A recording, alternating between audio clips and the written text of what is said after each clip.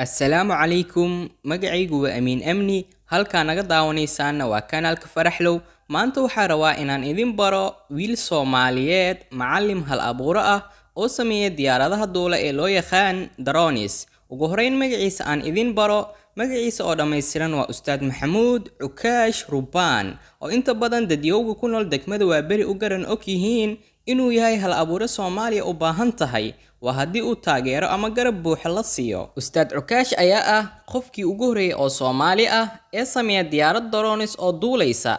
Ma ahan qofkii ugu horeeyay diyaarad drones sameeya, laakiin waa qofkii ugu horeeyay oo Soomaali ah ee sameeya diyaarad drones oo awood u leh inay duusho. Tijaabada sameynta diyaaradaha ayaa Ustaad Cukaash wuxuu ku guda jiray muddo sanad iyo 2 bilood isagoo muddadaas dheer ku soo arkay fashil iyo qaladaad fara badan.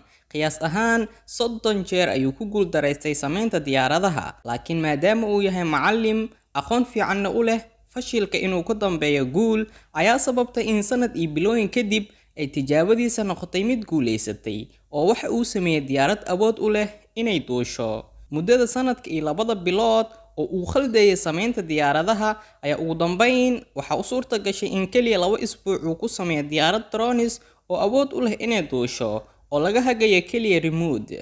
waxaan soo xasuustay hadal hore loo yiri oo ahaa wixii lagu dadaalo waa la helaa.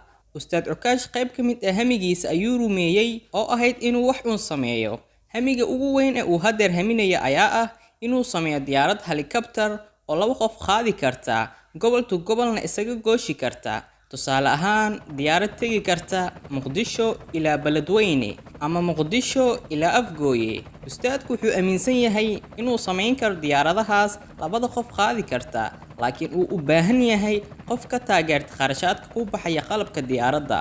hadaladiisa xamaasada leh ayaa ah waan sameyn karaa. xitaa ustaadku wuxuu sheegay in qalabka diyaaradaha lagu sameyn lahaa laga heli karo gudaha dalkeena Soomaaliya, balse kaliya uu u baahan yahay qarashaadka ku baxaya sameynta diyaaradda in laga taageero. waxaan jeclahay inaan diyaariyo howl ama goob lagu barto teknoolajiyadda gaar ahaan diyaaradaha si ay bulshada Soomaaliyeed u horumariyaan teknoolajiyadda dalkooda. waa hadalada cajiibka ah oo uu ku hadlo Ustaad Cukaash. Ustaad Cukaash ayaa ah maamulaha guud ee iskuul lagu magacaabo Iqra Primary and Secondary School.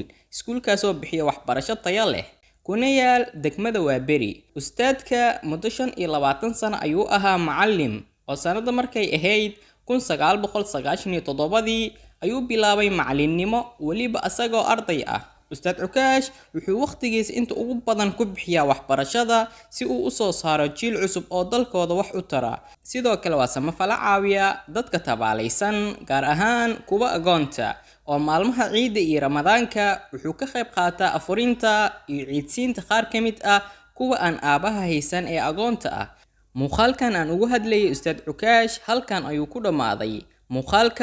muuqaalka xiga waxaan oo rajeynayaa anagoo faraxsan oo caafimaad qabna oo isu xisnay inaan soo laabano. mac salaama.